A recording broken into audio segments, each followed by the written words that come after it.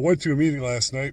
You know, like many other alcoholics, I was exposed to alcohol at a pretty young age. Even though my parents didn't really drink, I discovered the main ingredient for Dad's special cough syrup. I don't know to what degree that unlocked the so-called allergy inside of me, but I do know that by the time I could legally purchase it, the alcoholic pattern was well established. Mostly, I thought I had my drinking under control, even though I regularly drank more than pretty much anyone else I knew. To everyone else, I looked like just a normal guy who liked to drink a lot, and I had the beer gut to prove it. It wasn't long though before I was drinking to get drunk every day. Alcohol became the priority of my life. I mean, I'd plan my entire day around when I could take that first drink. I'd decide what party store I was going to stop at after work before I even left the house in the morning. Despite all this, most people I knew had no idea how much I drank. I maintained my job. I even advanced in my career. My wife stayed with me. The life seemed pretty normal. I was, as they say, a functional alcoholic. The problem was that it got harder and harder to function, not even mentioning the amount of money I spent on booze. The time I was sober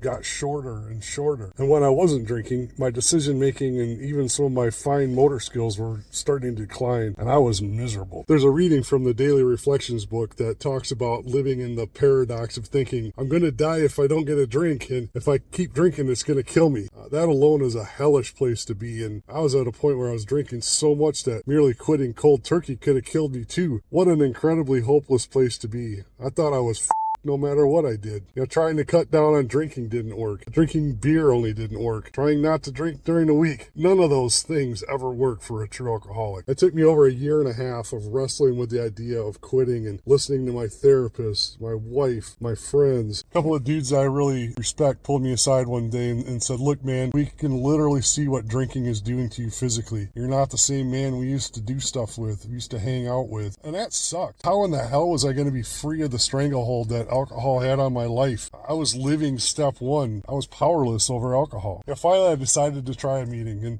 if nothing else, I could at least say I tried, right? Something happened in that first meeting, though. I got a sense of hope. I saw just a little hint that I could have a normal life free of the insanity of addiction. It took a few more meetings for that really to sink in and for me to finally feel like that could be a reality for me. So I went to detox and I got dry. It wasn't an easy decision, and like I said, I wrestled with that for a long time, but once I did, I knew that was it. This was a line in the sand moment. There was no going back. I walked out of that facility with a new outlook on life. I saw my future through clear eyes, and I was optimistic for the first time in years. I felt like I actually had a future that I could look forward to. What a difference from the hell of feeling trapped by addiction. So that's how it was and what happened. If you know, you know. Check out part 2 for how it is now. Hey, listen, if you watched this far, I'm proud of you. Stay strong and take yourself to a meeting.